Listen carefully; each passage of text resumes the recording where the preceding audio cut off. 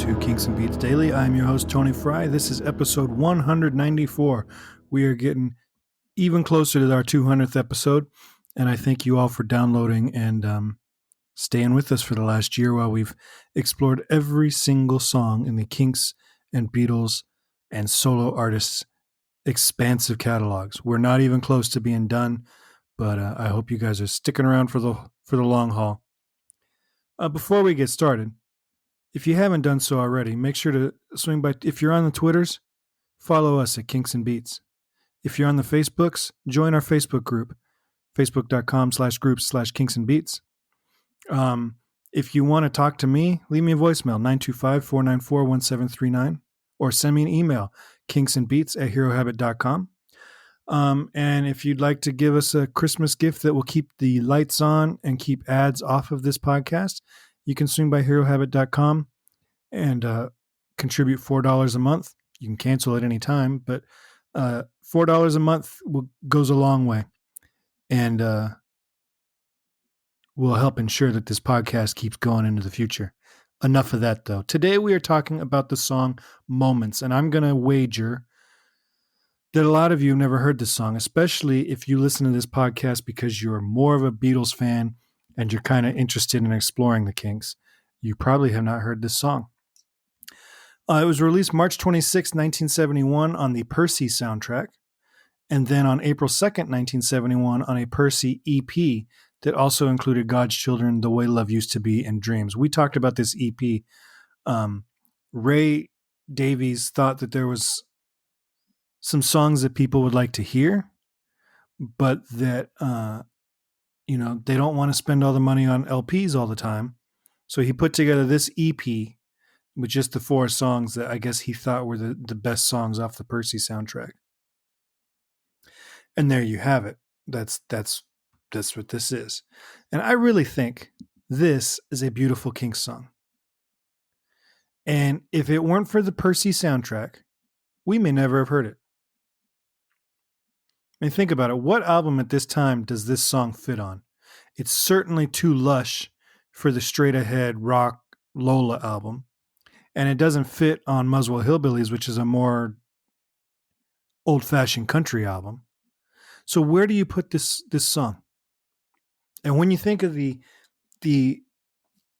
archives full of music that has come out in the years since, once they started releasing on CD, all this bonus material that has come out that just got shelved for 30, 40, 50 years. This song very easily could have been one of those things and just ended up as a bonus somewhere had they not provided the soundtrack to the Percy film. Because on a soundtrack album, you can throw on some things that wouldn't really work on a regular album. You are not burdened by having to write a Kinks album. You are burdened with having to write an album or a selection of songs, not even an album. You are burdened with having to write a selection of songs that support the film, thematically, musically, stylistically, however. And that's your gig. That's the job. You've been commissioned to do that. You are not writing a Kinks album. So when you have that freedom, you can explore different styles or different things that you wouldn't normally do on one of your own records. And I think it worked out well for the Kinks on this album. The song opens with some guitar parts. Sounds like a normal Kinks song. Nothing crazy there. And then when Ray's vocal enters, the focus moves away from electric guitars and acoustic guitars to electric keyboards. And at this point, it still sounds like a normal Kinks song. But when the chorus hits, we are greeted with a lush string arrangement that we're not used to hearing on a Kinks album. Not like this. And the string arrangement kind of gets more lush and more beautiful as the song goes on. And on top of this beautiful arrangement is a real gem of a melody from Ray. Like, strip everything else away. Just listen. I would love to hear Ray demoing this with just him on an acoustic guitar or piano, whatever he wrote this song on. Just him and one instrument doing it. Because the melody on this is really, really gorgeous. Um, the guitar solo doesn't sound like a characteristic Kinks guitar solo. And if I were to point, because I know he's a fan, if I were to point to one song in the Kinks catalog that would have potentially inspired Jeff Tweedy's guitar sound, he's from Wilco. It may be this one. This guitar solo sounds like it could have been on any Wilco song of this kind of style, like this speed and everything. It sounds like it's double tracked. It might be a guitar effect, but to me, it sounds like it's double tracked. And Dave's doing like this weird vibrato that he doesn't usually do, and the tone of it is a very clean tone.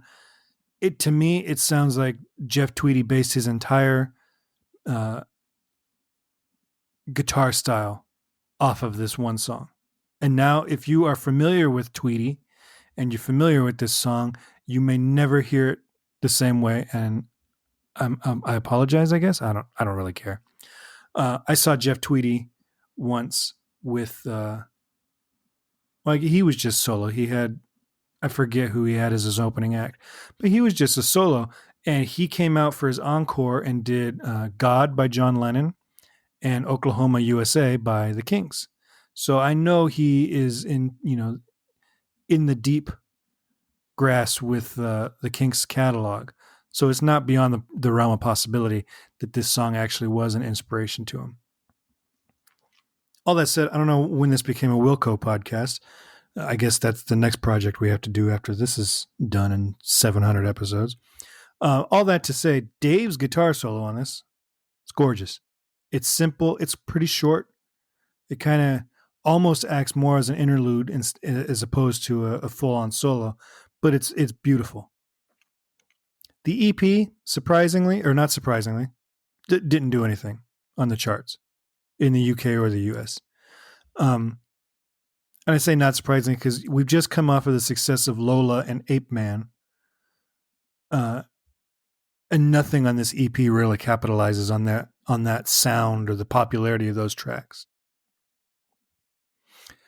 Percy's a strange album because if you take it chronologically in the catalog,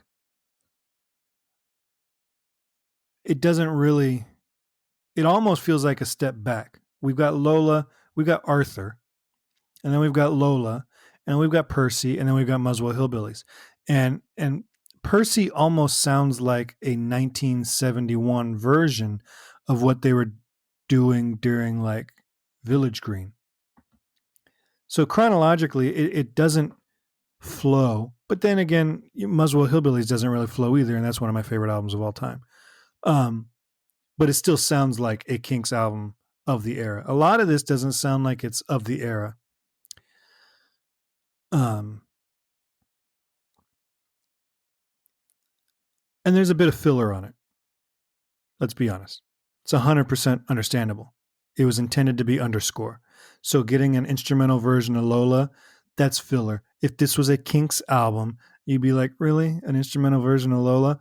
But it was intended to be incidental music in a film, So like it still works. Some of the quote unquote filler is still cool stuff, a lot of instrumentals and things like that. And some of it really showcases what a good band they were.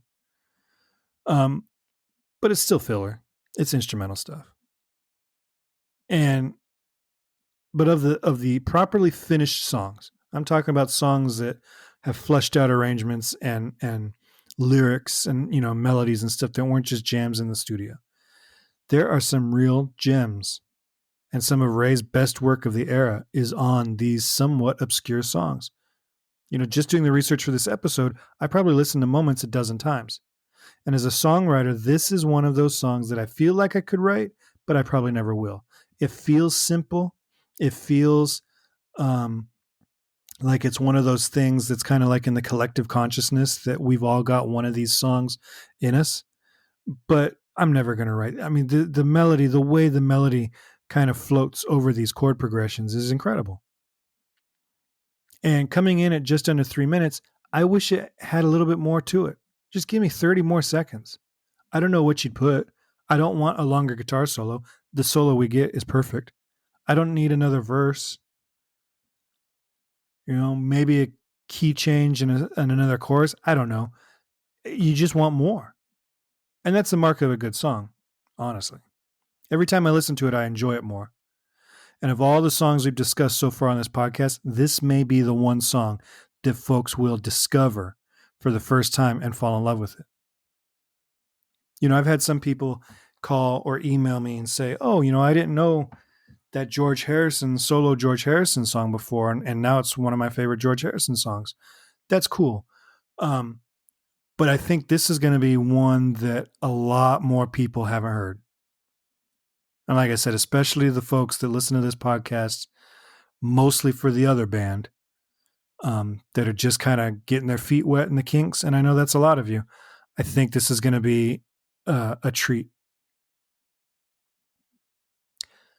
If you haven't heard it, be sure to subscribe to our playlist on Spotify, and you can hear it randomly when you're doing other things, because we put all the songs that we cover on this podcast onto one playlist as the episodes are coming out, so that you can listen to it before you listen to me talk about it. So it's fresh in your head, because I don't sing every single song or play the guitar part for every single song. But it's good, you know, just to have a refresher on some of these tunes that maybe you haven't listened to in quite a while. I feel like we've had a week of dud episodes.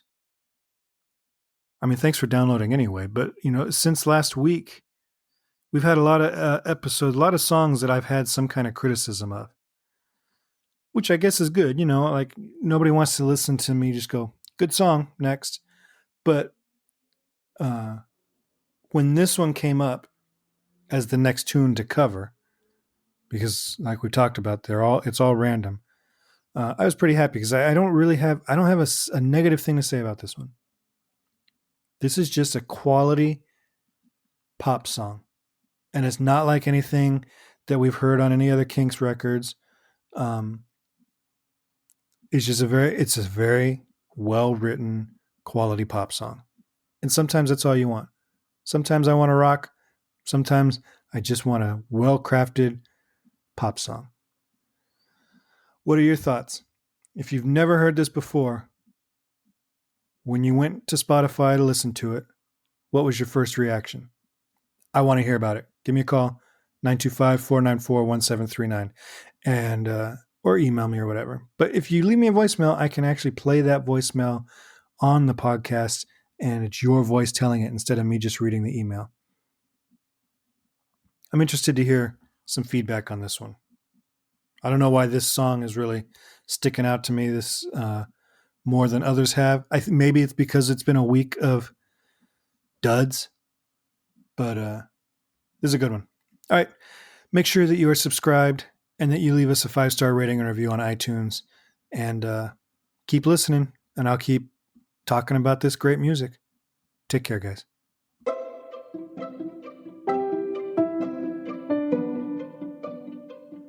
This podcast is presented by the Hero Habit Podcast Network. Swing by HeroHabit.com today to comment on this episode and poke around our growing database of sports and pop culture news, reviews, and collectibles. HeroHabit.com. Collect your heroes.